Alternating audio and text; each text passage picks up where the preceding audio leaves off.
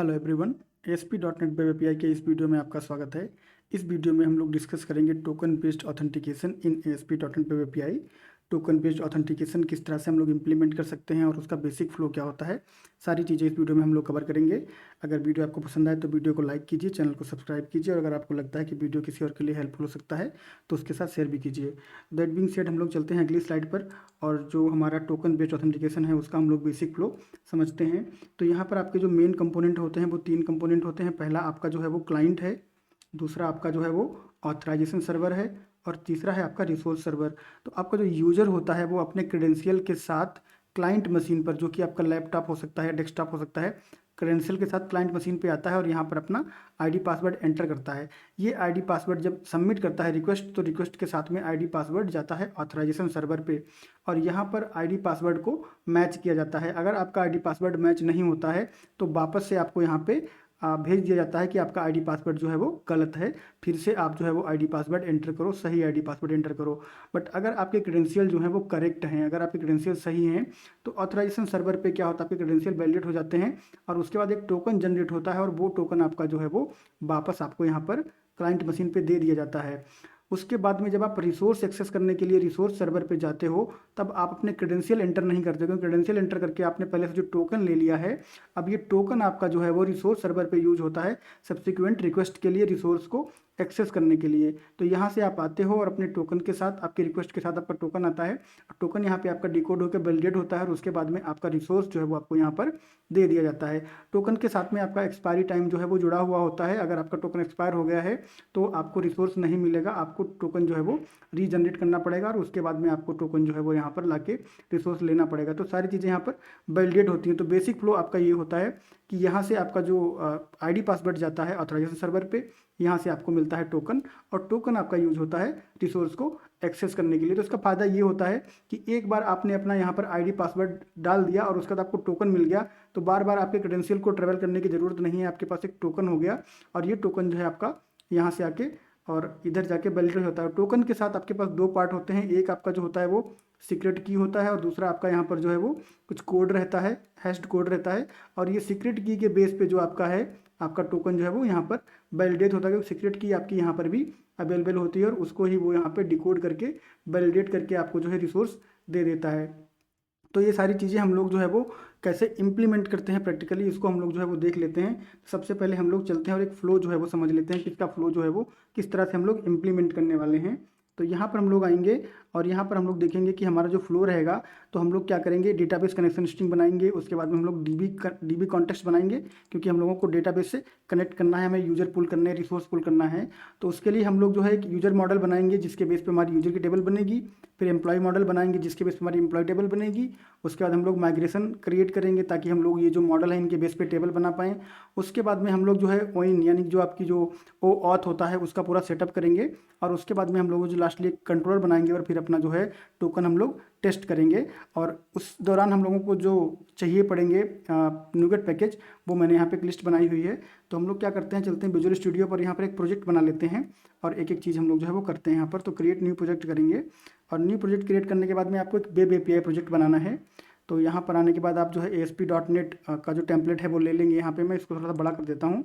तो ये टेम्पलेट आपको ले लेना है और उसके बाद में आपको यहाँ पे नेक्स्ट कर देना है, और नेक्स्ट करने के बाद इसको आप नाम दे सकते हो। तो मैं इसको नाम दे देता हूँ टोकन ऑथ डॉट API, और इसका लोकेशन आप चाहो तो चेंज कर सकते हो, चाहो तो सेम रख सकते हो, वो टोटली डिपेंड करता है, उससे कोई प्रॉब्लम नहीं है।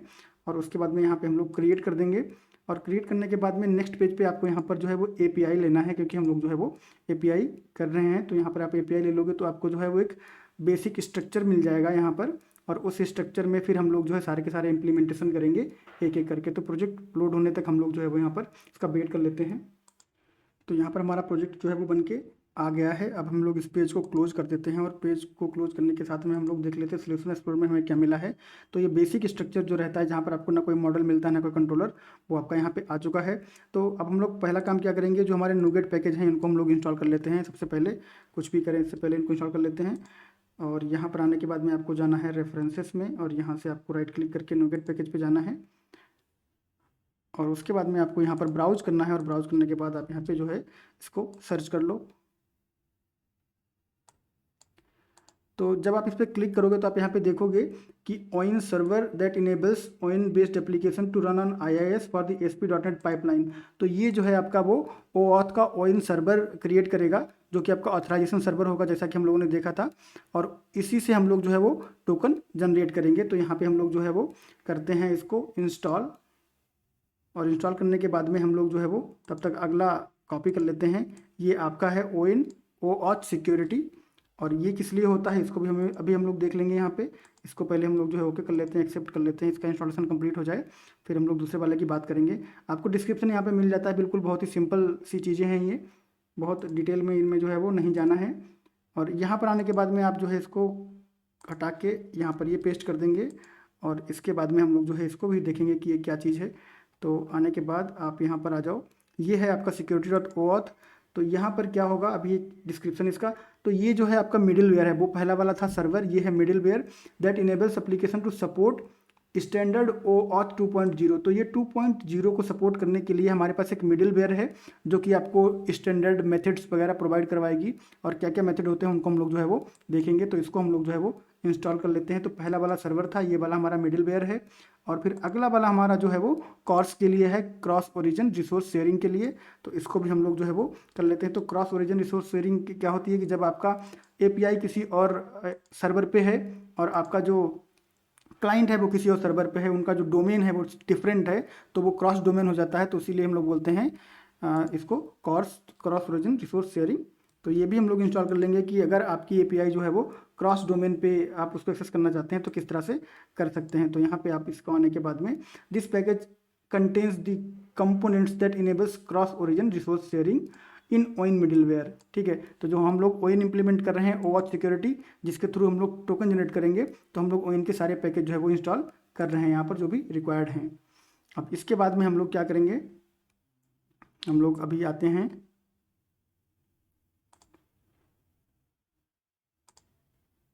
इसको इंस्टॉल हो जाने देते हैं। यहाँ पे आपको ओके कर देना है, और उसके बाद में एक्सेप्ट कर लेना है। तो आपका ये पैकेज जो है वो इंस्टॉल हो जाएगा यहाँ पर। ऑलराइट, तो जितने भी रिक्वायर्ड पैकेज थे हम लोगों ने जो है वो इंस्टॉल कर लिए हैं। अब अगला हमारा काम है, हम लोग यहाँ पर आते हैं और एक जो है यहाँ पर बनाते हैं फोल्डर। उस फोल्डर का नाम रखते हैं डेटा।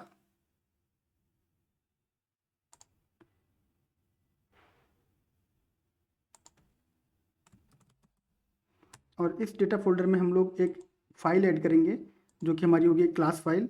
और इस क्लास फाइल का नाम रहेगा एप्लीकेशन DB कॉन्टेक्स्ट।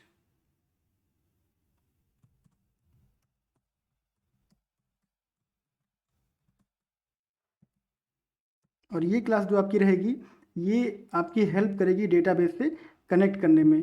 तो कैसे हेल्प करेगी, इसको हम लोग जो है वो सेटअप करेंगे। तो आपकी जो क्लास है, ये आपकी क्लास जो है वो इनहेरिट करेगी DB कॉन्टेक्स्ट क्लास को, जो कि आपकी जो है वो बेस क्लास है यहाँ पर।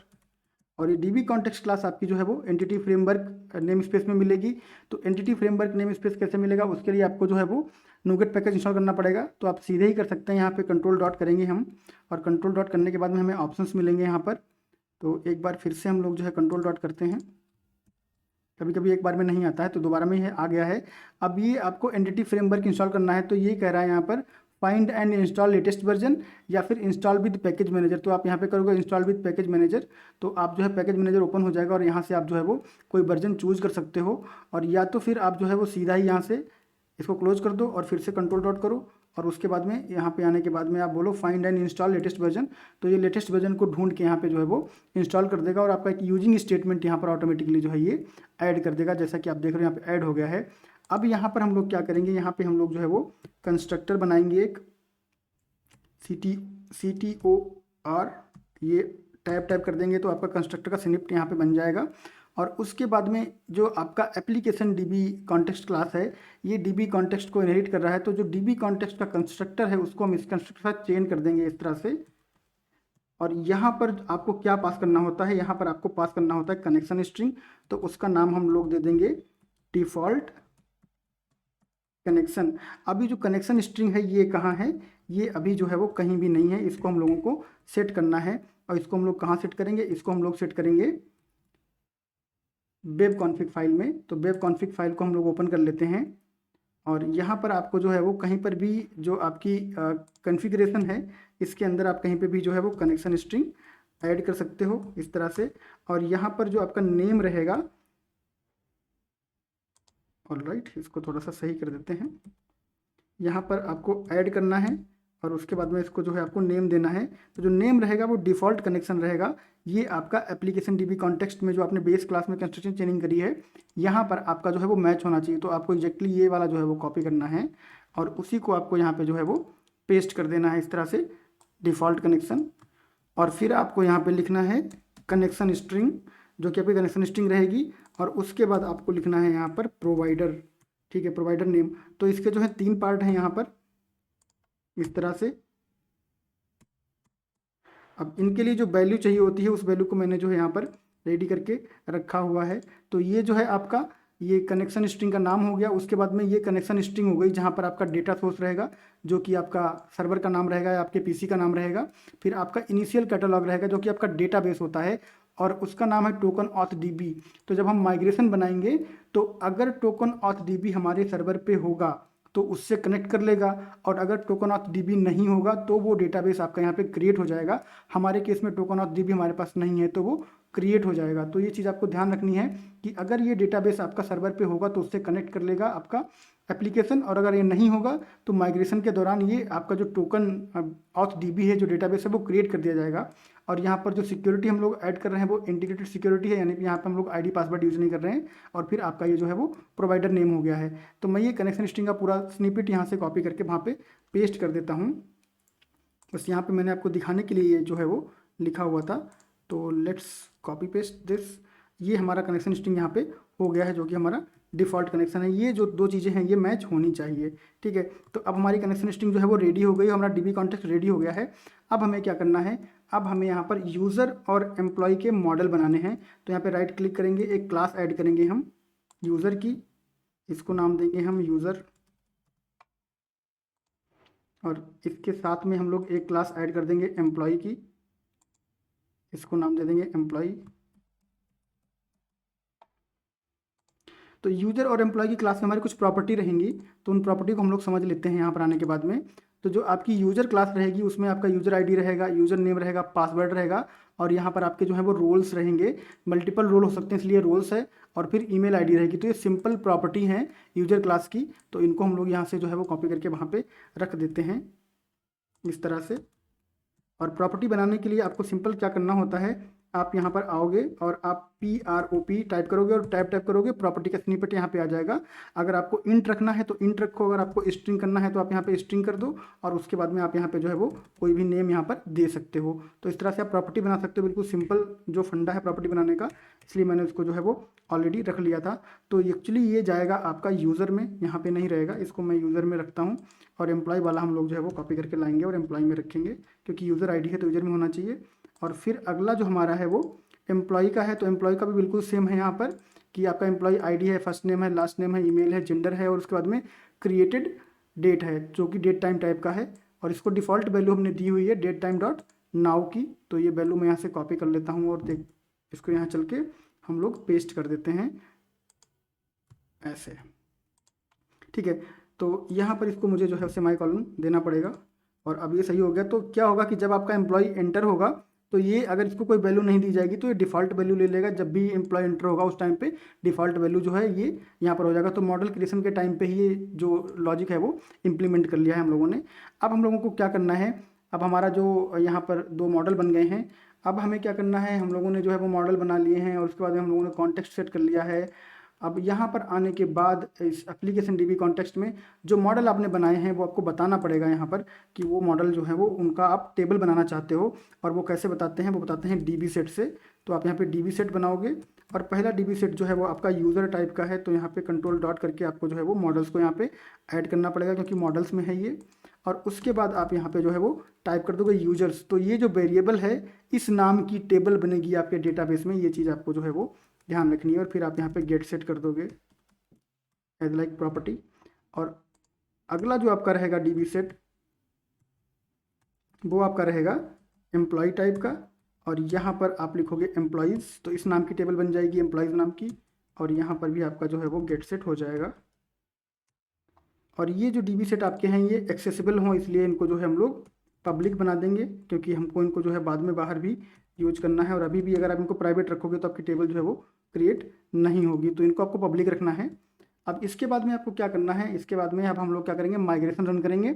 और माइग्रेशन कैसे रन करते हैं, तो सबसे पहले आपको टूल्स में जाना है, NuGet पैकेज मैनेजर कंसोल, और यहाँ पर आपको टाइप करना है इनेबल माइग्रेशंस।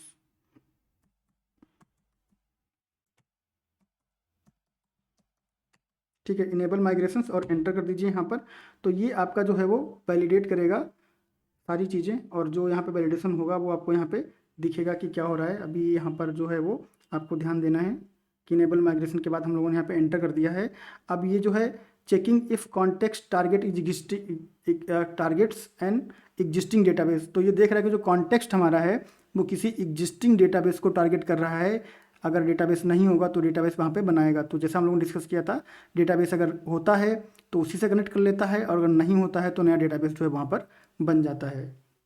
तो ये थोड़ा सा टाइम लगाता है चेक करने में, सारी चीज़ें चेक करके आपको जो है यहाँ पर माइग्रेशन को इनेबल कर देगा।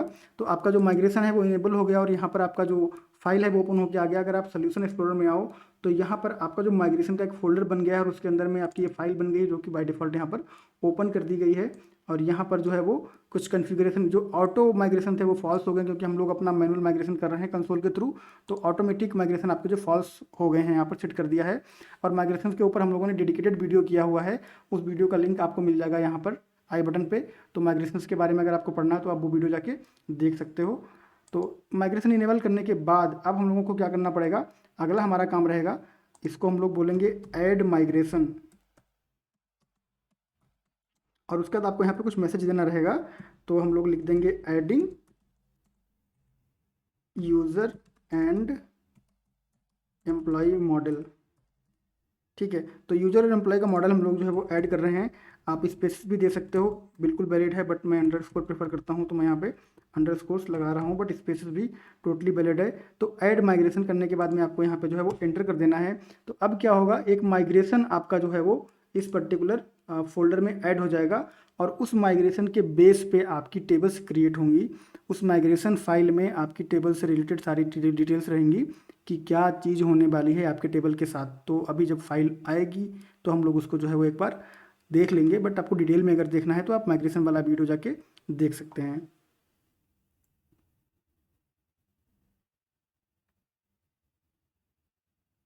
Alright, it's taking some time, क्योंकि ये आपके लिए आप सब कुछ जनरेट करता है, और जनरेट करने के बाद में फिर जो है ये आपको फाइल ओपन करता है। तो हमारे पास दो टेबल हैं, दो मॉडल हैं, तो दो टेबल बनेंगी। क्रिएट टेबल DBO एम्प्लॉयज़, ठीक है। तो ये एम्प्लॉयज़ बना है क्योंकि हम लोगों ने यहाँ पर एम्प्लॉयज़ नाम दिया हुआ है, एम्प्लॉय नहीं बनाया है, एम्प्लॉयज़। तो जो आपका वेरिएबल बनता है यहाँ पर उसके नाम की टेबल बनती है, और वही चीज़ आपकी यहाँ पे एम्प्लॉयज़ में हुई है, और वही चीज़ यूजर्स में हुई है। तो आपका जो है यहाँ पर यूजर्स था, तो यूजर्स के नाम की टेबल बनी हुई है। जो आपकी आईडी है उसको इसने नलेबल फॉल्स कर दिया, नल नहीं होगा। आइडेंटिटी ट्रू है, यानी कि आपको वैल्यू नहीं देनी पड़ेगी, ऑटोमेटिकली इंक्रीमेंट होगा। बाकी आपके जिस तरह से जो वहाँ पर डेफिनेशन थी आपकी, उस तरह से यहाँ पे आ गया है। तो आपकी डेट टाइम जो है वो नलेबल फॉल्स है, क्योंकि हमने डिफ़ॉल्ट वैल्यू दी हुई है। और उसके बाद में आपकी यहाँ पर जो सारी चीज़ें हैं वो यूजर से रिलेटेड की, ये भी आइडेंटिटी कॉलम बना दिया है इसको भी। और यहाँ पर सारी चीज़ें जो है वो मॉडल के हिसाब से यहाँ पर डेटा जो है वो दे दिया गया है, ठीक है। और जब आपका कुछ एरर वगैरह आएगी तो आपका डाउन मेथड चलेगा, और ये जो है रोल बैक कर लेगा, टेबल को ड्रॉप कर देगा। अगर आपका ऑपरेशन सक्सेसफुल नहीं होता है तो आपकी दोनों टेबल जो है वो ड्रॉप हो जाएंगी, अगर सक्सेस होता है दोनों टेबल जो है वो आपकी क्रिएट हो जाएंगी, ठीक है। तो अब अभी तक क्या हुआ है, अभी तक आपके डेटाबेस पे कोई चेंजेस जो हैं वो नहीं हुए। मैं रिफ्रेश कर देता हूँ एक बार, क्योंकि अभी हम लोगों ने बस क्या किया हुआ है, माइग्रेशन इनेबल किया है, फिर माइग्रेशन को ऐड किया है। बट यहाँ पर जो इफेक्ट हो जाए आपके सर्वर पे और आपको यहाँ पे दिखाई पड़े, उसके लिए आपको एक और कमांड जो है वो रन करना होता है लास्ट में, और उस कमांड का नाम होता है अपडेट डेटाबेस, ठीक है। तो अपडेट डैश डेटाबेस, अब ये क्या करेगा, ये डेटाबेस को अपडेट कर देगा आपके माइग्रेशन के बेस पे, ठीक है। और अगर आपको ये देखना है कि कौन सा SQL एग्जीक्यूट हो रहा है, क्या SQL क्वेरी एग्जीक्यूट हो रही है, तो आप यहाँ पर जो है वो बारबोस फ्लैग लगा सकते हो। जैसे में लिखा हुआ है, specify the verbose flag to view SQL statement being applied. तो आपको अपडेट डेटाबेस लिखना है, स्पेस देना है, और हाइफन देके बारबोस लिख देना है। तो क्या हो जाएगा, आपका यहाँ पर जो है वो इस एसक्यूएल स्टेटमेंट भी दिखाई पड़ेंगे, बट अभी आपको कोई एसक्यूएल स्टेटमेंट दिखाई नहीं पड़ेगा। अभी आपको जस्ट जो है वो मैसेज आ जाएगा कि क्या हुआ वहाँ पर, डन या नॉट डन। अप्लाइड माइग्रेशन जो भी था उसने बता दिया आपको, और आपका जो है यहाँ पर सारा काम कंप्लीट हो गया है। बट अगर आप बारबोस फ्लैग लगाओगे तो आपको जो है वो दिखाई पड़ेगा एसक्यूएल स्टेटमेंट भी कि कौन सा रन हुआ है। अब हम लोग चलते हैं सर्वर पे, इसको जो हम लोग रिफ्रेश करते हैं, और रिफ्रेश करने के बाद में हम लोग देखते हैं टोकन ऑथ डीबी हमारा डेटाबेस बन के आ गया है, जो कि पहले नहीं था। और इसके अंडर में हमें जो टेबल मिल जाएंगी वो हमारी 2 टेबल होंगी, एक यूज़र की होगी और एक होगी एम्प्लॉय की, और एक माइग्रेशन की टेबल बनी है। तो माइग्रेशन में आपकी माइग्रेशन हिस्ट्री रहती है, एम्प्लॉयज़ की टेबल अभी आपकी जो है वो खाली रहेगी। इसको मैं सेलेक्ट टॉप 1000 कर देता हूँ, और यूज़र की टेबल भी जो है हमारी वो खाली रहेगी, क्योंकि इनमें कोई भी डेटा जो है वो नहीं रहेगा। इनिशियली हम लोगों ने कोई डेटा जो है वो नहीं डाला था वहाँ पर। ये बिल्कुल जो है वो खाली टेबल है, और यूजर्स की टेबल जो है वो भी आपकी खाली टेबल रहेगी। तो अब हम लोग क्या करेंगे, इनमें थोड़ा थोड़ा डेटा जो है वो इंसर्ट कर देंगे। तो डेटा इंसर्ट करने के लिए मैंने डेटा जो है यहाँ पर रेडी करके रखा हुआ है।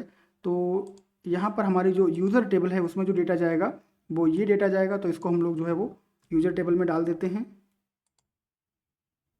यहाँ पर इस तरह से, और इसको मैं चला देता हूँ। तो ये डेटा हमारी यूजर टेबल में आ गया है। ये लास्ट में सेलेक्ट स्टेटमेंट था, इसने सेलेक्ट कर दिया, तो अब यूजर टेबल में डेटा आ गया है। ऐसे ही हम लोग जो है एम्प्लॉय टेबल में डेटा डाल देते हैं, और ये जो डेटा है वो आपको जो है वो मिल जाएगा। गिटहब पे जाके आप प्रोजेक्ट भी ले सकते हैं और ये डेटा भी ले सकते हैं, और गिटहब का लिंक आपको वीडियो डिस्क्रिप्शन में मिल जाता है हमेशा। तो आप वहाँ से जो है वो हमेशा हर वीडियो में गिटहब का लिंक रहता है, आप जाके वहाँ पे चेक कर सकते हो। सारे वीडियो में मैंने लिंक दिया हुआ है।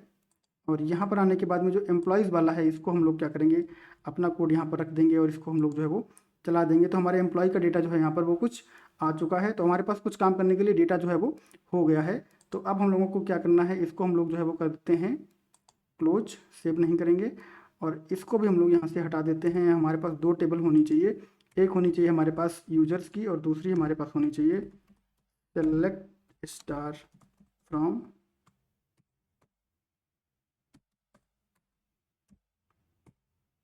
एम्प्लॉयज़। अब इन टेबल को हम लोग यहाँ पे रख लेंगे, और इसके बाद में हम लोग चलते हैं।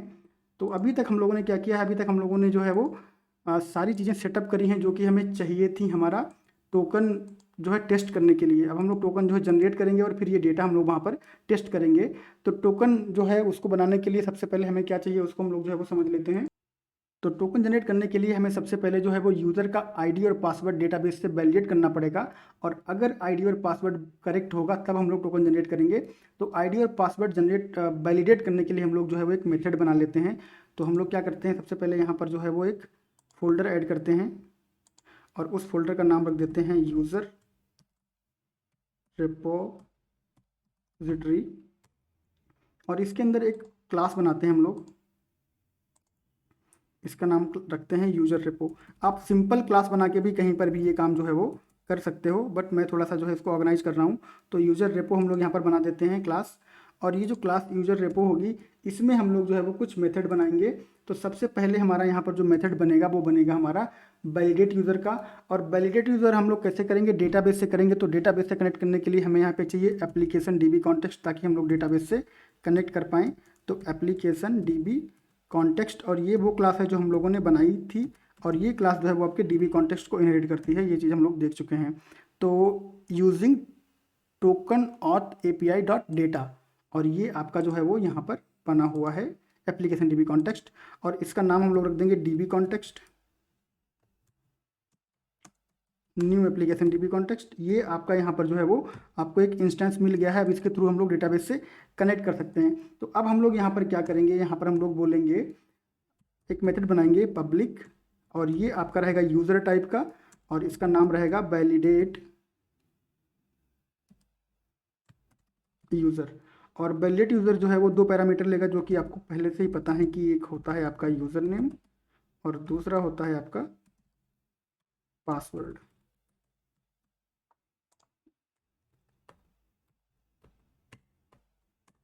अब यहाँ पर हम लोगों को क्या करना है कि जो यूजर नेम और पासवर्ड यहाँ पे पास हो रहे हैं इनको हम लोग को डेटाबेस में जो है वो वैलिडेट करना है। तो हम लोग क्या करेंगे, यहाँ पर हम लोग करेंगे डीबी कॉन्टेक्स्ट डॉट, और उसके बाद में आपका रहेगा यूज़र, और उसके बाद में रहेगा यहाँ पर डॉट फर्स्ट और डिफ़ॉल्ट तो हम लोग जो है यूज़र आईडी और पासवर्ड के बेस पे जो भी पहला यूज़र मिलेगा उसको लेके आएंगे।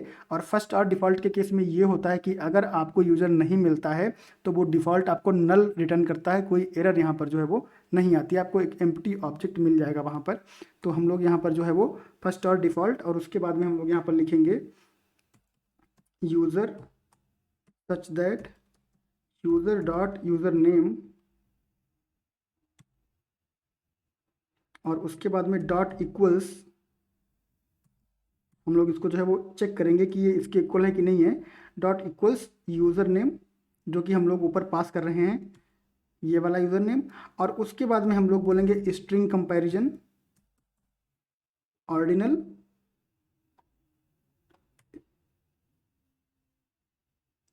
राइट, स्ट्रिंग कंपैरिजन,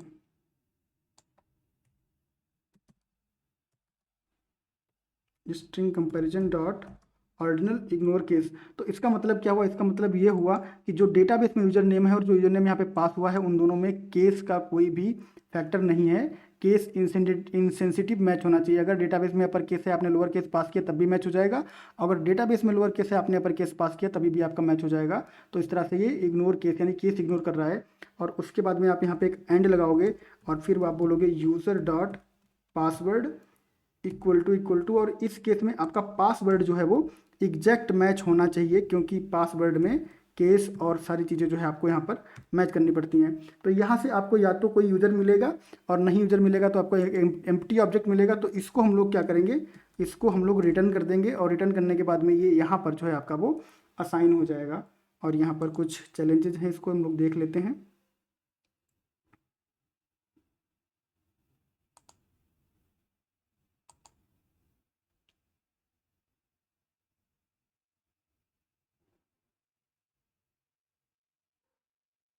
ओके, तो यहाँ पर जो यूज़र रेपो है ये एक्चुअली यूज़र होगा, क्योंकि हम लोग यूज़र यहाँ पर जो है वो ला रहे हैं, और आपको यहाँ पर जो है वो कंट्रोल डॉट करना पड़ेगा और यहाँ पर आपको मॉडल को जो है वो इंसर्ट करना पड़ेगा। तो अब आपका जो यूज़र यहाँ से वापस मिलेगा वो आपका यहाँ पर जो है वो असाइन हो जाएगा, इसमें आपका जो है वो कंटेन हो जाएगा, और फिर आपको जो है वो जहाँ पर आप वैलिड यूज़र कॉल करोगे वो आपको वहाँ पर मिल जाएगा। अगर यूज़र होगा तो यूज़र मिल जाएगा, नहीं तो आपको एक एम्प्टी ऑब्जेक्ट मिल जाएगा। और उसके बाद में आपका जो यूज़र रेपो है ये आपका जो है आई डिस्पोजेबल को जो है वो इनहेरिट करेगा, और इसको हम लोग जो है इम्प्लीमेंट कर देंगे। इंटरफेस को इम्प्लीमेंट क्यों करेंगे, क्योंकि हम लोगों ने यहाँ पर जो है वो एक ऑब्जेक्ट बनाया है डीबी कॉन्टेक्स्ट का, जो कि आपका एक डेटाबेस का रिसोर्स है जिसको कि आपको जो यहाँ पे डिस्पोज कर देना होगा। तो इसको हम लोग जो है वो डिस्पोज कर देते हैं इस तरह से, और इसको जो है मैं नीचे रख देता हूँ, क्योंकि मैं नीचे रखना प्रेफर करता हूँ इसको यहाँ पर, बट इसके सीक्वेंस का कोई मतलब नहीं है, आप कहीं भी रखो कोई फ़र्क नहीं पड़ता है इसके सीक्वेंस से। ठीक है, तो अब हमारा जो है यूजर रेपो रेडी हो गया है। अब हम लोगों को क्या करना है, अब हम लोगों को जो है टोकन प्रोवाइडर जो है वो बनाना है। तो टोकन प्रोवाइडर के लिए हम लोग जो है आगे बढ़ेंगे। तो सबसे पहले हम लोग क्या करेंगे, यहाँ पर एक और जो है वो फोल्डर ऐड कर लेंगे, और उस फोल्डर का नाम हम लोग रखेंगे प्रोवाइडर।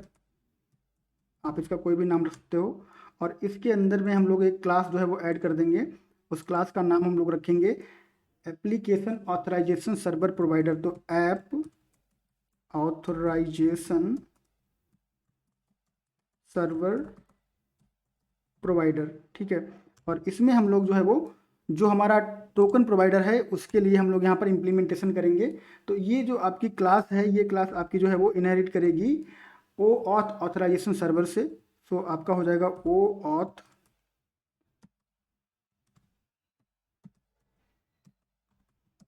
ऑथराइजेशन सर्वर प्रोवाइडर,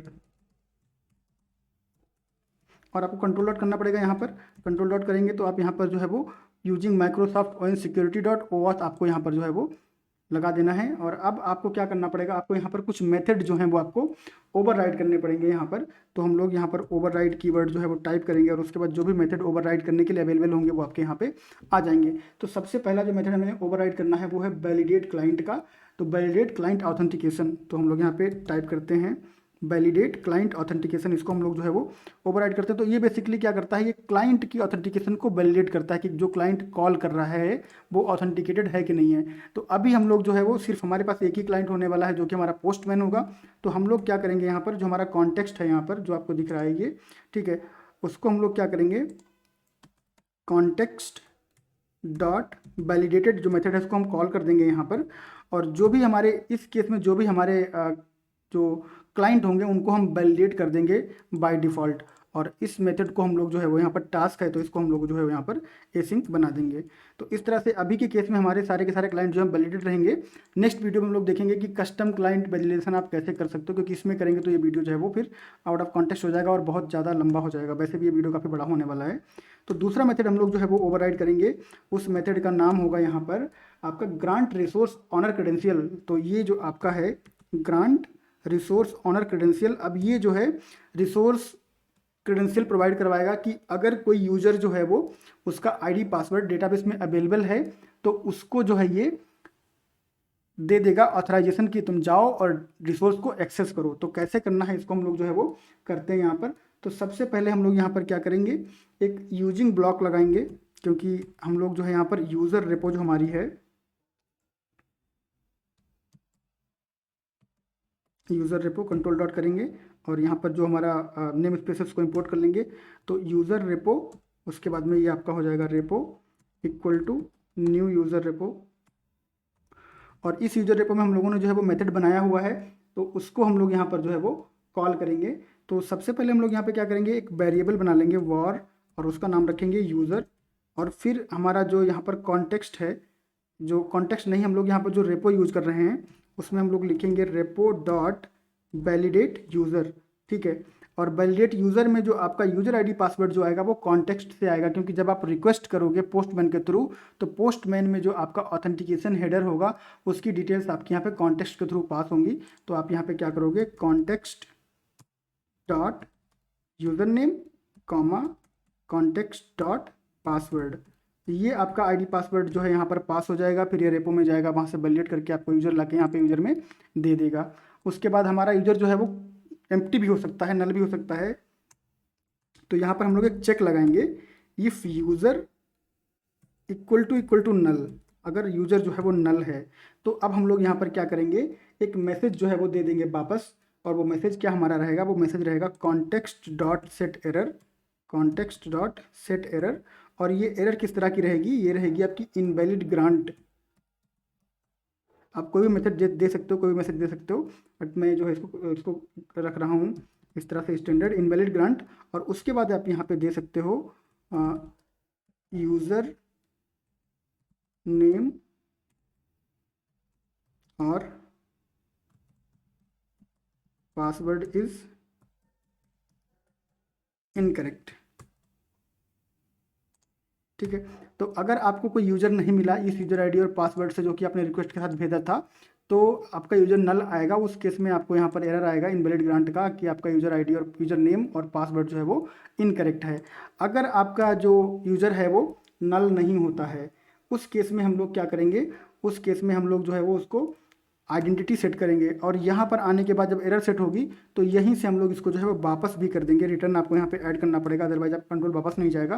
क्योंकि अगर यूज़र नल है तो आपका कंट्रोल यहीं से वापस चले जाना चाहिए। और यहाँ पर आपको जो है वो एसिंक लगाना पड़ेगा। ठीक है। अब आपने जो है यहाँ से रिटर्न कर दिया अगर आपका यूज़र नल है। अगर यूज़र नल नहीं है तब आप क्या करोगे, तब आप यहाँ पर यूज़र की आइडेंटिटी सेट करोगे। तो वॉर आइडेंटिटी इक्वल टू, और उसके बाद में आप लिखोगे न्यू क्लेम्स आइडेंटिटी। और आपको यहाँ पे कंट्रोल डॉट करना पड़ेगा, क्लेम्स ऐड करने पड़ेंगे आप यहाँ पे। आप यहाँ पे यूजर की आइडेंटिटी बना रहे हो तो आपने ऐड किया क्लेम्स आइडेंटिटी। और उसके बाद आप यहाँ पर जो है वो ऐड करोगे कि किस तरह का आपका जो है वो यहाँ पर ऑथेंटिकेशन टाइप है। तो आप यहाँ पे लिखोगे context dot options dot authentication type. तो ये किस तरह का ऑथेंटिकेशन टाइप होगा, ये आप कॉन्टेक्स्ट में जो है वो बताओगे। जब आप रिक्वेस्ट भेजोगे तब आप बताओगे कि किस तरह का आपका ऑथेंटिकेशन टाइप है। उसके बाद में जब आपको ये पता चल जाएगा कि ये किस तरह का ऑथेंटिकेशन टाइप है, उसके बाद आप यहाँ पर आइडेंटिटी पर जो है कुछ क्लेम्स ऐड करोगे। और क्लेम क्या होता है, क्लेम का मतलब होता है कि आपके पास ये पर्टिकुलर रोल है कि नहीं है, ये पर्टिकुलर वैल्यू जो है वो आप क्लेम कर सकते हो कि नहीं कर सकते हो। जैसे अगर आपका कोई भी यूज़र ऐसा है जो कि आपका यूज़र जो है वो मैनेजर भी है और आर्किटेक्ट भी है, तो उसके पास दो क्लेम होंगे, एक मैनेजर का होगा और एक आर्किटेक्ट का होगा। तो इस तरह से आपका कोई मैनेजर जो है वो एक स्क्रम मास्टर भी हो सकता है और मैनेजर भी हो सकता है। तो उस केस में उसके दो क्लेम होंगे, एक मैनेजर का और एक स्क्रम मास्टर का। तो वो क्लेम्स आपको जो है वो ऐड करने पड़ते हैं। कैसे करते हैं? आइडेंटिटी डॉट ऐड क्लेम, और ऐड क्लेम के बाद में आपको यहाँ पर जो है कहना पड़ता है न्यू, और उसके बाद में क्लेम, और फिर इसके अंदर आपको जो है वो ऐड करना पड़ेगा क्लेम टाइप डॉट नेम, और उसके लिए आपको वैल्यू देनी पड़ेगी यहाँ पे, और वो वैल्यू आपकी आएगी यूज़र डॉट यूज़र नेम से। तो इस तरह से आपका एक क्लेम ऐड हो गया नेम का। दूसरा क्लेम आप यहाँ पर ऐड कर सकते हो, एक जो जैसे कि हम लोग डिस्कस किए अभी कि एक आपका यूज़र जो है वो मल्टीपल क्लेम्स को होल्ड कर सकता है, मल्टीपल क्लेम उसके पास हो सकते हैं। तो हम लोग जो है वो मल्टीपल क्लेम यहाँ पर ऐड कर सकते हैं।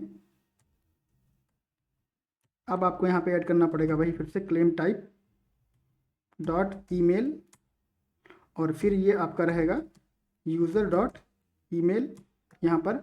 और उसके बाद में आप जो है वो रोल्स भी ऐड कर सकते हो, डिफरेंट डिफरेंट रोल्स। तो हम लोग रोल भी ऐड करेंगे यहाँ पर। तो एक यूज़र जो है उसके पास मल्टीपल रोल हो सकते हैं, जैसे कि हम लोग यहाँ पर देख लेते हैं यूज़र वाली टेबल में। यहाँ पर मल्टीपल रोल जो है हो सकते हैं, जैसे कि ये एडमिन और सुपर एडमिन, और ये रोल जो है वो आपके कॉमा सेपरेटेड हैं। तो इसको हम लोग कैसे इम्प्लीमेंट करेंगे? यहाँ पर हम लोग एक फॉर ईच लूप बनाएंगे, और ये जो आपका रहेगा यहाँ पर ये रहेगा user dot roles dot split. तो हम लोग रोल जो है उनको स्प्लिट कर लेंगे, और स्प्लिट किस बेस पे करेंगे? इस कॉमा के बेस पे। और कॉमा के बेस पे क्यों कर रहे हैं? क्योंकि हमारे जो यूज़र हैं वो कॉमा सेपरेटेड हैं यहाँ पर, ठीक है। लॉजिक बनाने के लिए आपको डिटेल्स होनी चाहिए। तो आप यहाँ पर जो है वो उसको स्प्लिट कर दोगे, और इस आइटम को का नाम आप रख दोगे रोल, ठीक है। और अब आप क्या करोगे? क्लेम जो है ऐड करोगे। तो इस लाइन को मैं कॉपी कर लेता हूँ, फिर इसको हम लोग चेंज कर लेंगे।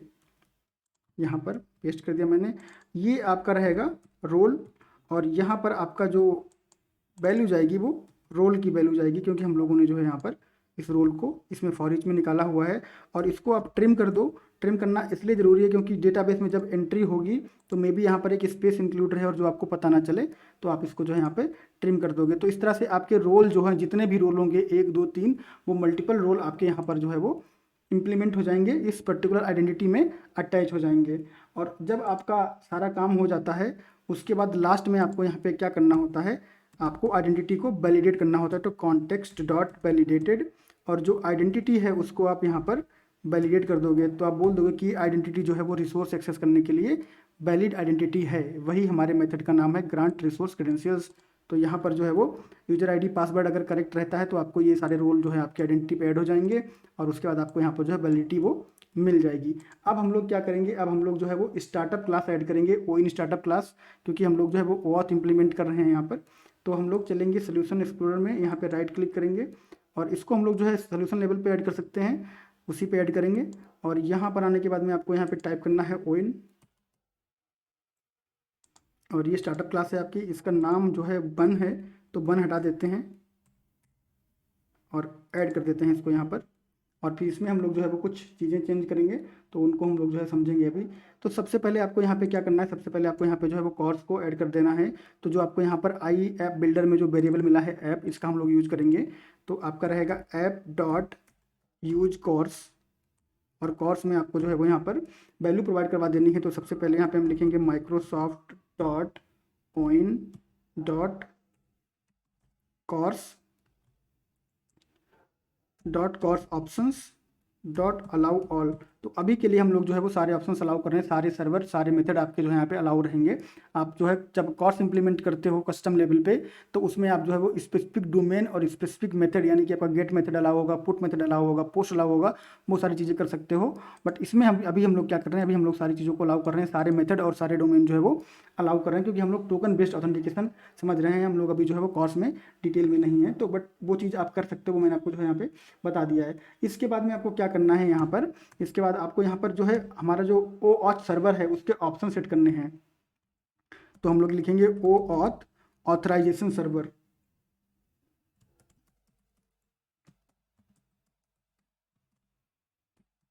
OAuth ऑथराइजेशन सर्वर ऑप्शंस, और फिर कंट्रोल डॉट करेंगे। तो आपको यहाँ पर जो है वो सिक्योरिटी OAuth यहाँ पर जो है आपको इम्प्लीमेंट करना पड़ेगा, जो कि आपका यहाँ पर आके जो है वो ऐड हो जाएगा। और उसके बाद में आपको यहाँ पर एक वेरिएबल बनाना पड़ेगा जो कि इसका नाम रहेगा ऑप्शंस।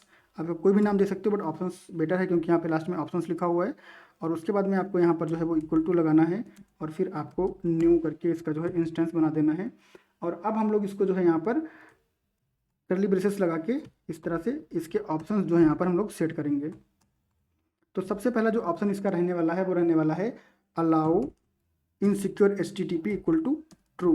तो इसका मतलब क्या हुआ, इसका मतलब ये हुआ कि सिर्फ HTTPS ही नहीं, हम लोग HTTP भी जो है यहाँ पर अलाउ कर रहे हैं। तो HTTP भी अलाउ है एंड HTTPS भी अलाउ है। अगर आप इसको फॉल्स कर दोगे तो जो इनसिक्योर HTTP है यानी कि जो सिर्फ HTTP है वो नहीं काम करेगा। आपको मतलब डिपेंड करता है आपकी रिक्वायरमेंट पे कि आप HTTP को अलाउ करना चाहते हो कि नहीं करना चाहते हो। हम लोग यहाँ पर जो है वो कर दे रहे हैं अलाउ HTTP, एक ऑप्शन आपको पता होना चाहिए। उसके बाद अगला जो आपका रहेगा वो रहेगा टोकन एंड पॉइंट पाथ। तो ये जो आपका रहेगा वो न्यू पाथ स्ट्रिंग और यहाँ पर आपको जो है वो यहाँ पर पाथ बताना है। तो हम लोग जो है इसको बता देंगे कि इसका पाथ जो रहेगा वो टोकन रहेगा, ठीक है। तो इसका मतलब क्या हुआ, इसका मतलब ये हुआ कि जो आपका यहाँ पे रहेगा HTTPS :/ लोकल होस्ट कॉलन जो भी आपका पोर्ट नंबर रहेगा, फॉर एग्जांपल हम लोग मान लेते हैं इस तरह से, ठीक है। उसके बाद सीधा जो है आप यहाँ पर टोकन टाइप कर दोगे, ठीक है। तो ये जो आपका पोर्ट नंबर है ये चेंज हो जाएगा बट बाकी का जो है आइडिया सेम रहेगा। इसका मतलब ये हुआ कि आप होस्ट URL के साथ ही जो है यहाँ पर टोकन जनरेट कर सकते हो। उसके बाद में हम लोगों को क्या करना है, यहाँ पर अगला जो ऑप्शन आपका रहेगा वो रहेगा टोकन का एक्सपायरी टाइम आपको बताना रहेगा। तो आपका यहाँ पे रहेगा एक्सेस टोकन एक्सपायरी टाइम और जो टाइम रहेगा वो आपका रहेगा टाइम स्पैन डॉट और उसके बाद में फ्रॉम। अब यहाँ पर ऑप्शन आपके पास सेकेंड, मिली सेकेंड जो भी है वो कर सकते हो बट मिनट रखते हैं हम लोग और इसको बोल देते हैं 30 मिनट, ठीक है। तो 30 मिनट तक आपका टोकन जो है वो वैलिड रहेगा। और उसके बाद में आपको जो है यहाँ पर प्रोवाइडर बताना पड़ेगा। तो प्रोवाइडर हम लोग ऑलरेडी बना चुके हैं, प्रोवाइडर हम लोगों ने यहाँ पर जो है वो ऑलरेडी सेट किया हुआ है। तो इस प्रोवाइडर को हम लोग यहाँ पर जो है वो दे देंगे प्रोवाइडर इक्वल टू, और हमारा जो प्रोवाइडर है न्यू ऐप ऑथराइजेशन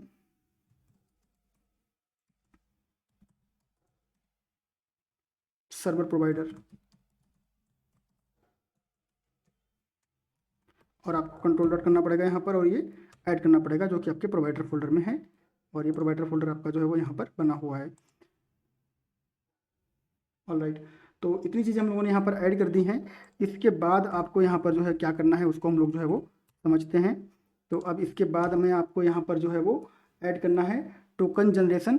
तो टोकन जनरेशन के लिए आपको क्या करना पड़ेगा, यहाँ पर ऐप डॉट यूज और ये आपका है OAuth ऑथराइजेशन सर्वर। तो जो भी ऑप्शंस हम लोगों ने यहाँ पर सेट किए हैं उनको हम लोग जो है ऑथराइजेशन सर्वर पे पास करेंगे। तो जो हमारा PPT था वो क्या कहता है कि ऑथराइजेशन सर्वर पे आपको टोकन मिलेगा, ठीक है। तो सारा का सारा जो डिटेल्स था वो हम लोगों ने यहाँ पे क्रेडेंशियल लेके वैलिडेट करके पास कर दिया है। अब टोकन जो है जनरेट होगा सर्वर पे और फिर टोकन आपका यहाँ पे वापस आएगा। तो उसी स्टेज पे अभी हम लोग हैं यहाँ पर। तो अब हम लोग क्या करते हैं, जो हमारा सर्वर है यहाँ पर वो ऑप्शंस पास कर देते हैं हम सारे। तो वो ऑप्शंस इस तरह से हम लोगों ने यहाँ पे पास कर दिए हैं। तो ये ऑप्शंस हम लोगों ने यहाँ पे बनाए थे, इसको हम लोगों ने यहाँ पे पास कर दिया है। इसके बाद में आपको जो है वो बताना है कि किस तरह से आप इस टोकन को यूज करने वाले हो। तो app dot use bearer authentication. तो हम लोग जब कॉल करेंगे तो इसमें बियरर ऐड करेंगे स्पेस और उसके बाद में टोकन डालेंगे और उसके बाद में आपको यहाँ पर जो है वो न्यू बियरर ऑथेंटिकेशन जो है आपको यहाँ पर अटैच कर देना है। और उसके बाद में जो लास्टली हमें यहाँ पे करना है वो है हमको HTTP जो कॉन्फ़िगरेशन है आपको यहाँ पर वो क्रिएट करनी है। तो HTTP कॉन्फ़िग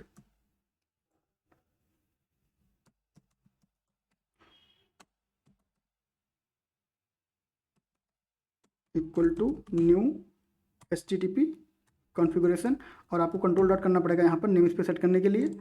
और इसके बाद में आपको यहाँ पर जो है वो इस कॉन्फ़िगरेशन को रजिस्टर करना पड़ेगा वेब API कॉन्फ़िग के साथ, ठीक है।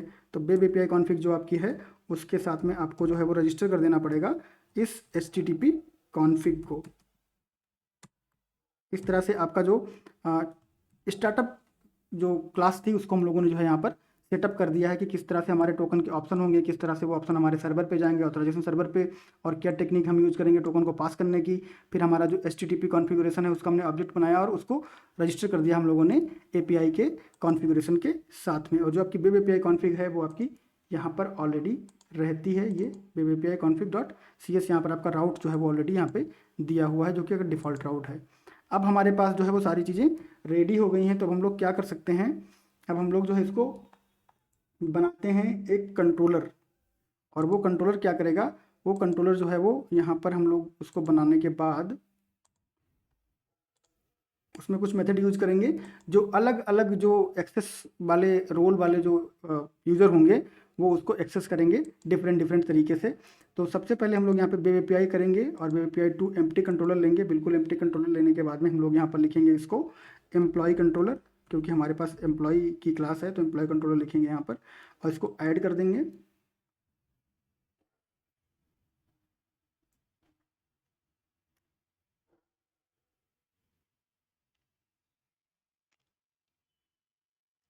ऑलराइट, तो अब हम लोग यहाँ पर क्या करने वाले हैं, सबसे पहले हम लोग यहाँ पे क्या करते हैं कि एक ऑब्जेक्ट बना लेते हैं एप्लीकेशन DB कॉन्टेक्स्ट का, क्योंकि हमें यहाँ पे डेटाबेस से इंटरेक्ट करना है। तो एप्लीकेशन DB कॉन्टेक्स्ट ये आपका हो जाएगा DB context equal to new application DB context. ठीक है, अब हम यहाँ पे एक मेथड बनाएंगे जो कि आपका रहेगा पब्लिक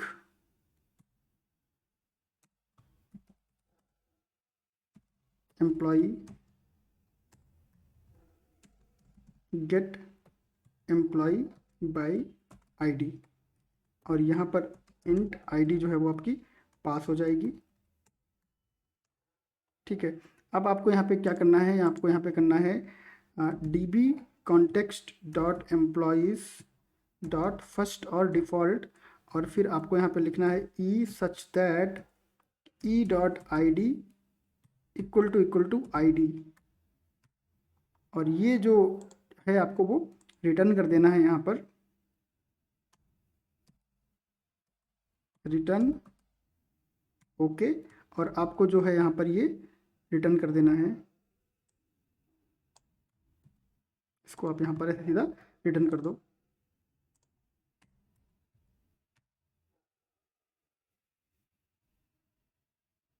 ऑलराइट, ये जो है इसको इंटरनली कन्वर्ट नहीं कर पा रहा है, तो कोई बात नहीं, हम इसको यहीं पे रखेंगे ऐसे। और यहाँ पर हम एक बनाएंगे variable var user equal to this, और इस यूज़र को हम लोग जो है यहाँ पर वापस कर देंगे।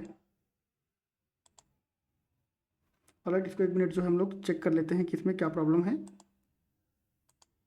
ऑलराइट, तो इसको हम लोग बना देते हैं HTTP response message, HTTP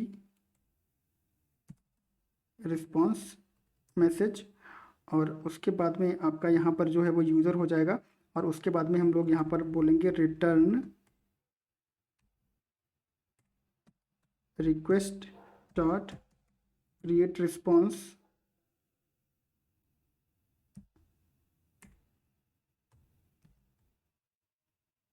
status code okay, और यहाँ पर आपका जो है वो यूज़र पास हो जाएगा इस तरह से।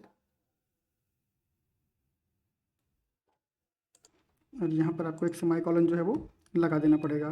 तो इस तरह से आपका एक यूज़र जो है वो फेच होके आएगा इस ID की बेस पे, और वो जो है आपका चला जाएगा। और इसमें अब हम लोग क्या करने वाले हैं, यहाँ पर हम लोग जो है इसको रोल देने वाले हैं। तो पहले हम इसको ऑथराइज करेंगे, और ऑथराइज करने के साथ आप यहाँ पे जो है वो रोल्स ऐड करोगे, और इसको जो रोल मिलेगा वो रोल होगा यूज़र का।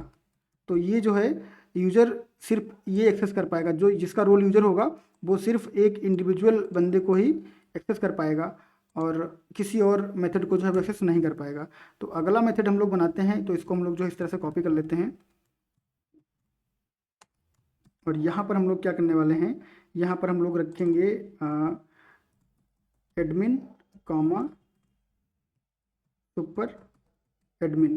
तो जो एडमिन और सुपर एडमिन रहेंगे उसके लिए हम लोग बोलते हैं गेट सम एम्प्लॉइज। ठीक है, और यहाँ पर कोई भी ID जो है वो पास नहीं होगी। और यहाँ पर हम लोग क्या करने वाले हैं, यहाँ पर हम लोग फर्स्ट और डिफ़ॉल्ट ना करके हम लोग यहाँ पे करेंगे डॉट वेयर, कुछ कंडीशन लगाएंगे हम यहाँ पर, ताकि कुछ एम्प्लॉय हम लोग पुल कर लें। Dot where E dot I D, sorry E such that E dot I D less than और इक्वल टू मे बी 5 और 10।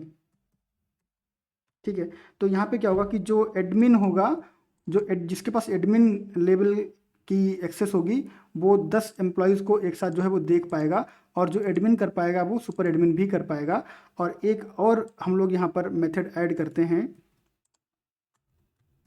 जो कि आपका रहेगा गेट एम्प्लॉयज़, और ये सिर्फ सुपर एडमिन को एक्सेसिबल रहेगा।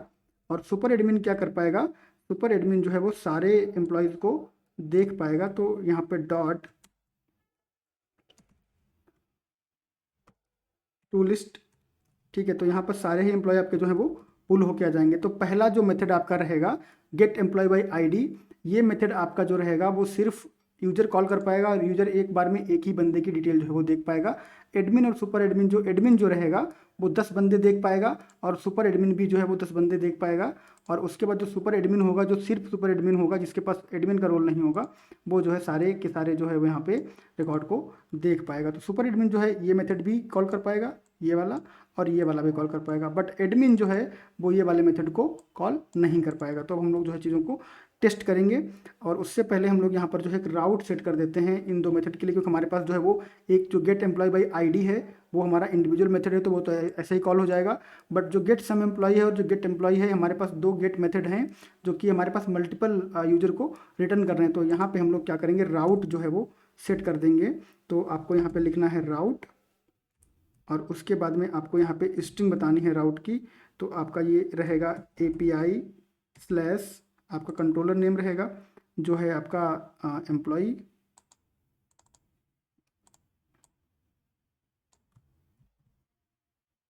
और उसके बाद में आपका मेथड का नाम जो है वो आपका यहाँ पे रहेगा गेट सम एम्प्लॉयज़,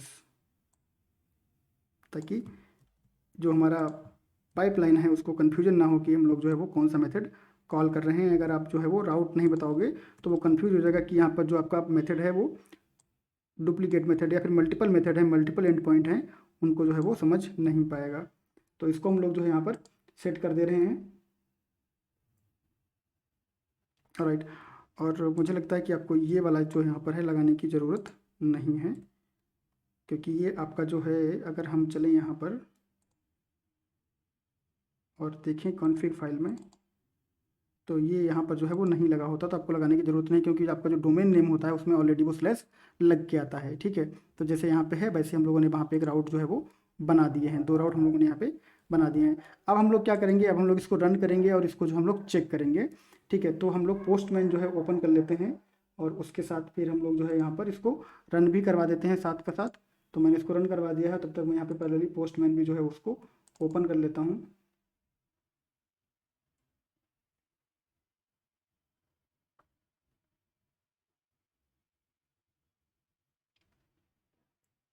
ऑलराइट, तो पोस्टमैन जो है वो ओपन हो रहा है यहाँ पर, और साथ ही हमारा एप्लीकेशन भी ओपन हो रहा है।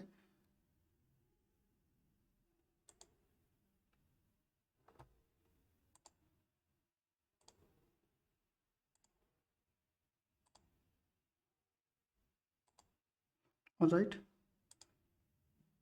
हम लोग एप्लीकेशन ओपन होने का वेट करेंगे। ऑलराइट, तो हमारा एप्लीकेशन जो है वो लोड हो गया है। इसका URL हम लोग कॉपी कर लेते हैं और चलते हैं पोस्टमैन पे। और पोस्टमैन पे आने के बाद में हम लोग यहाँ पर जो है एक नई रिक्वेस्ट डालेंगे। हम लोग ऐड करते हैं एक न्यू रिक्वेस्ट, और पहली जो रिक्वेस्ट हमारी रहेगी वो पोस्ट रिक्वेस्ट रहेगी, जो कि हमारी रहेगी टोकन जनरेट करने के लिए। तो इसको हम लोग बोल देंगे पोस्ट, और यहाँ पर आपका रहेगा ये, और साथ में यहाँ पे आपको लिख देना है टोकन। यही हमारा जो है वो एंड पॉइंट है जो हम लोगों ने बनाया है। अगर हम लोग स्टार्टअप क्लास में चलें, इसको हम लोग एक बार फिर से जो है वो देखें, तो स्टार्टअप क्लास में हम लोगों ने जो बनाया है वो स्लैश टोकन बनाया हुआ है, जो कि हमारा इस तरह से आएगा। और अब हमें जो है यहाँ पर हमारा ब्राउज़र जो है वो ओपन है, तो ये हमारा जो रहेगा URL वो कुछ इस तरह से बन जाएगा। यहाँ पर आने के बाद आप इसको जो है वो ऐसे रिप्लेस कर सकते हो इस तरह से।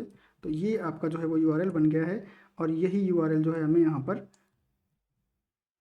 रखना है, जो कि हमारा सेम ही यूआरएल है।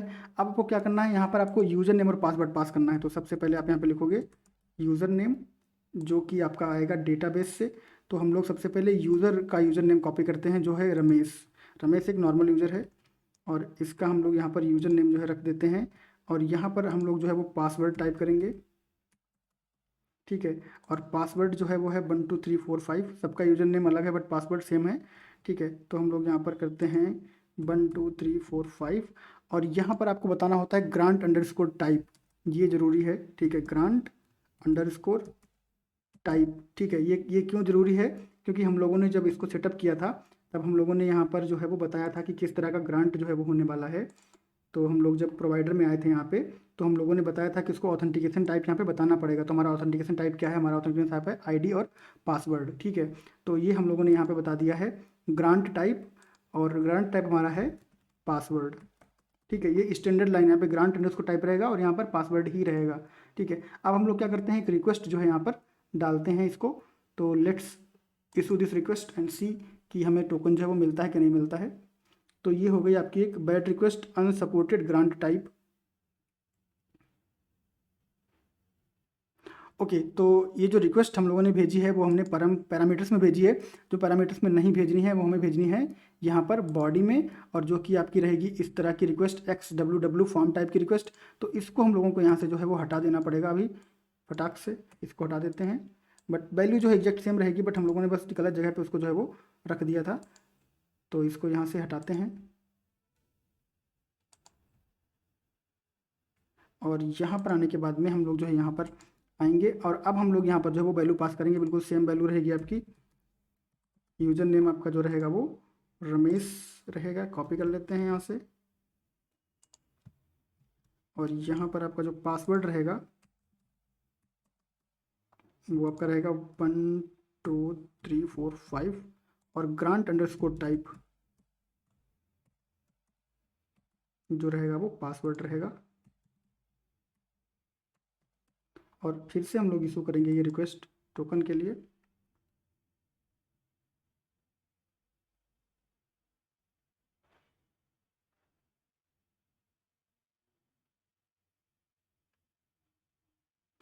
ऑलराइट, तो हमारा इम्प्लीमेंटेशन जो है वो एग्जैक्ट था।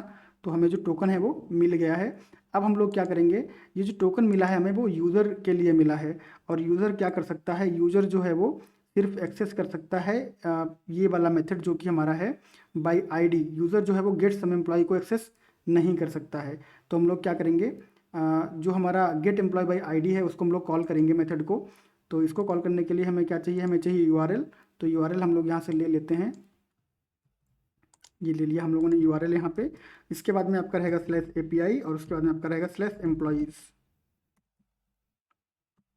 कंट्रोलर का नाम आपको देखना पड़ेगा। तो ये है आपका employee controller, not employees, employee. और उसके बाद में आपको यहाँ पर जो है वो एक आईडी पास कर देनी पड़ेगी। और अभी हम लोगों ने यहाँ पर जो है वो टोकन जो है इसको पास नहीं किया है, तो बिना टोकन के हम लोग जो है वो डालते हैं यहाँ पर रिक्वेस्ट। तो देखते हैं हमें क्या मिलता है। Authorization has been denied. तो अभी ऑथराइजेशन जो है डिनाई हो गया, इसके लिए 401 अनऑथराइज आ गया है। अब हम लोग क्या करेंगे, हेडर सेक्शन में जाएंगे, यहाँ पर एक हेडर ऐड करेंगे जिसका नाम रहेगा ऑथराइजेशन हेडर। और इसमें हम लोग जो है वैल्यू ऐड करेंगे। तो हम लोग यहाँ से टोकन जो है वो कॉपी कर लेते हैं,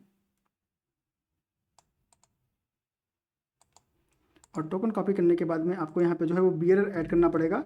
क्यों ऐड करना पड़ेगा, हम लोग डिस्कस कर चुके हैं ये बात। और इसको हम लोग जो है वो पेस्ट कर देते हैं यहाँ पर। और अब इस टोकन के साथ में हम इसको रिक्वेस्ट डाल रहे हैं। तो लेट्स सी कि हमें क्या मिलता है यहाँ पर। तो अब हमें जो है वो एक वैल्यू मिल गई है। अब हम यहाँ पर जो है वो सेकेंड एम्प्लॉय पुल करते हैं, और यहाँ पे थर्ड एम्प्लॉय पुल करते हैं। तो इस तरह से एक एक एम्प्लॉय जो है वो इस पर्टिकुलर यूजर को मिल जाएगा। बट अगर हम लोग पुल करना चाहें, यहाँ पर हम लोग लिखते हैं गेट सम एम्प्लॉयज़, ठीक है। तो हम लोग यहाँ पर अगर लिखें गेट सम एम्प्लॉयज़,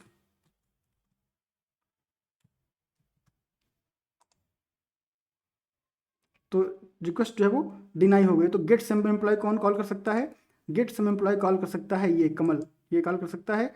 और ये कॉल कर सकती है प्रिया। तो हम लोग चलते हैं और ये प्रिया का आईडी यहाँ से कॉपी कर लेते हैं, और यहाँ पर हम लोग पेस्ट कर देते हैं प्रिया। और उसके बाद में ये टोकन जो है हम लोग चलते हैं ये लेके, और फिर कॉल करते हैं गेट सम एम्प्लॉय। तो इस टोकन को हम लोगों को यहाँ पे लगाना पड़ेगा। तो मैं जो है यहाँ पर बीरर, और ये अब हम लोग डालेंगे रिक्वेस्ट गेट सम एम्प्लॉय के लिए। तो आपको यहाँ पर जो हम लोगों ने लगाई थी लिमिट 10 एम्प्लॉयज़ की, वो आपको मिल गए हैं, क्योंकि अब हम लोगों ने एडमिन का जो रोल है यहाँ पर वो डाला हुआ है। लेकिन प्रिया जो है वो एडमिन है, सुपर एडमिन नहीं है। तो हम लोग क्या करते हैं, जो हमारा सुपर एडमिन वाला फार्मूला है, जो मेथड है एक्चुअली, इसको हम लोग यहाँ पर गेट एम्प्लॉयज़ को वहाँ पर कॉल करवाते हैं और देखते हैं कि क्या एडमिन एक्सेस कर पाएगा। तो एडमिन जो है वो सुपर एडमिन के लेवल को एक्सेस नहीं कर पाएगा। तो हम लोग यहाँ पर डालते हैं गेट सम एम्प्लॉयज़ को हटा के गेट एम्प्लॉयज़, और इसको डालते हैं रिक्वेस्ट। तो इसको भी ऑथराइजेशन फील्ड जो है वो आ गया है। अब हम लोग क्या करेंगे, अब हम लोग जो है वो सुपर एडमिन यहाँ पर लेके आएंगे, जो कि है गणेश, या फिर कमल के पास भी सुपर एडमिन का पावर है, तो कमल को भी हम लोग यहाँ पर जो है वो ला सकते हैं। कमल एडमिन और सुपर एडमिन दोनों है, तो कमल दोनों एक्सेस कर पाएगा। तो हम लोग आते हैं यहाँ पर और कमल को जो है पेस्ट कर देते हैं इस तरह से। और कमल का जो, और यहाँ पर हमारा, अब मैंने आपको बताया था कि हमारा पासवर्ड सब यूजर के लिए सेम ही है। तो यूजर नेम डिफरेंट है, तो इसलिए मैं पासवर्ड बदल नहीं रहा हूँ। आप ये मत समझना कि पासवर्ड जो है वो बदलता नहीं है। आपके केस में पासवर्ड डेफिनेटली सबका डिफरेंट होगा, बट मैंने उसको जो है बस रख दिया है डेमो टाइप में। और अब हम लोग जो है वो ये टोकन लेके चलते हैं, और इस टोकन को हम लोग यहाँ पर जो है वो सबमिट कर देंगे इस तरह से, सेंड कर देंगे। तो ऑथराइजेशन हैज़ बीन डिनाइड। तो ये जो है employees get employees authorization has been denied. Right, तो इसको हम लोग जो है चेक करते हैं कि ऑथराइजेशन क्यों डिनाई हो गया है। सो लेट्स सी कि इसके पास एडमिन का रोल है और सुपर एडमिन का रोल है, और इसके पास सुपर एडमिन का रोल है। तो लेट्स सी कि what is happening, admin super admin super admin. So के सुपर एडमिन SUPER और SUPPER। तो यहाँ पर जो है वो आपका सुपर एडमिन में डबल P है, और जो डेटाबेस में है वो हम लोगों ने यहाँ पे जो है वो सिंगल P रखा हुआ है सुपर एडमिन के लिए। तो इसको हम लोग कॉपी कर लेते हैं डेटाबेस वाले को, और इसको हम लोग जो है कोड में अपडेट कर देते हैं, या फिर कोड वाला जो है उसको ऐसे रखते हैं, यहाँ पे हम लोग अपडेट कर देते हैं फटाफट अपडेट। और उसके बाद में यूज़र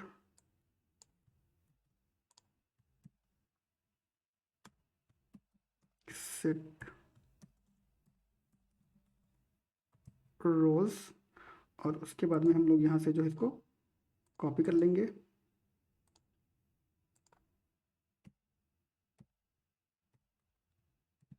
या फिर हम लोग जो है सिंपल यहाँ से कॉपी करके वहाँ पे पेस्ट कर देंगे, तो कन्फ्यूजन ही ख़त्म हो जाएगा। तो यहाँ से हम लोग जो है इसको यहाँ पे पेस्ट कर देते हैं इस तरह से, where ID equal to 3, where user ID equal to 3। तो 3 के लिए हम लोग जो है एडमिन सुपर एडमिन को अपडेट करेंगे, और उसके बाद में जो हमारा यूज़र ID 4 है उसके लिए हम सिर्फ जो है वो सुपर एडमिन करेंगे। तो कुछ ना कुछ गड़बड़ रहता है, इसलिए आपको जो है वो एरर आता है, तो आपको गड़बड़ जो है वो फाइंड करना पड़ता है। तो इसको हम लोग यहाँ पर आते हैं और हम देख लेते हैं, हमारा सुपर एडमिन यहाँ पर हो गया है और यहाँ पर सुपर एडमिन हो गया है। अब हम लोग क्या करेंगे, एक बार फिर से जो है हम लोग यहाँ पर रिक्वेस्ट करेंगे और टोकन जो है वो जनरेट करेंगे। तो यहाँ पे आने के बाद में हम लोग कमल के लिए एक नया रिक्वेस्ट भेजेंगे। तो नया रिक्वेस्ट भेजने के साथ में हमें एक नया टोकन मिलेगा। तो हमें एक नया टोकन जो है वो मिल गया है। इस टोकन के साथ में हम लोग जो है वो अब रिक्वेस्ट डालेंगे इस मेथड को, जो कि है सुपर एडमिन के लिए, और कमल जो है वो एडमिन भी है और सुपर एडमिन भी है। और अब हम लोग जो है यहाँ पर रिक्वेस्ट भेजेंगे, तो यहाँ पर आपको जो है सारा डेटा मिल जाएगा, क्योंकि कमल जो है वो सुपर एडमिन है।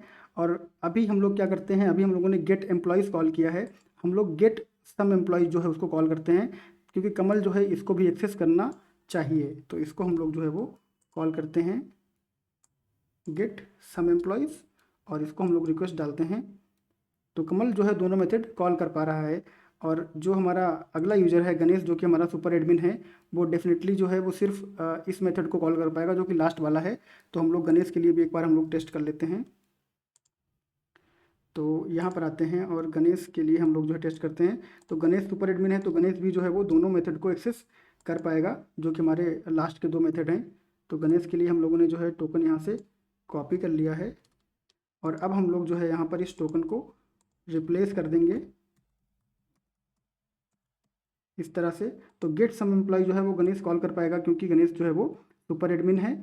और उसके बाद में गेट एम्प्लॉयज़ जो है वो भी गणेश कॉल कर पाएगा, क्योंकि गणेश जो है वो सुपर एडमिन है। ऑलराइट, जो गेट एम्प्लॉय बाई आईडी है वो ये लोग कॉल नहीं कर पाएंगे, क्योंकि ये लोगों को वहाँ पर एक्सेस नहीं है। तो अगर मैं इसको चलाऊँगा तो यहाँ पर जो है वो ऑथराइजेशन का एरर आएगा, क्योंकि जो गेट एम्प्लॉय बाई आईडी है वो सिर्फ और सिर्फ यूजर के लिए बना है। यहाँ पर एडमिन जो है उसको एक्सेस नहीं कर पाएगा। ये जो है नाम से नहीं होता है कि एडमिन और सुपर एडमिन, जब तक आप वो रोल यहाँ पे ऐड नहीं करोगे तब तक वो मेथड जो है उसको एक्सेसिबल नहीं होगा। तो कौन सा मेथड किसको एक्सेस करवाना है उसका जो डिसीजन है वो आप यहाँ पे ले सकते हो। तो किस तरह से टोकन का फ्लो होता है, किस तरह से टोकन आप जनरेट करते हो, किस तरह से कोड करते हो, किस तरह टेस्ट करते हो, सारी चीज़ें जो है मैंने बहुत डिटेल में आपको समझा दी हैं। और ये कोड जो है वो आपको, ये प्रोजेक्ट जो है वो आपको गिटहब पे मिल जाएगा, और उसका लिंक आपको मिल जाएगा वीडियो के डिस्क्रिप्शन में। और वो लिंक जो है हर वीडियो के डिस्क्रिप्शन में रहता है, आप जाके वहाँ पे चेक कर सकते हो। फिर भी इस वीडियो में भी रहेगा, तो वहाँ से आप कोड ले सकते हो। अगर वीडियो को पसंद आया तो वीडियो को लाइक कीजिए, चैनल को सब्सक्राइब कीजिए। अगर आपको लगता है कि ये वीडियो किसी और के लिए हेल्पफुल हो सकता है तो उसके साथ शेयर भी कीजिए। इसी के साथ ये वीडियो समाप्त होता है। मिलेंगे नेक्स्ट वीडियो में नेक्स्ट टॉपिक के साथ, तब तक के लिए थैंक यू, बाय बाय।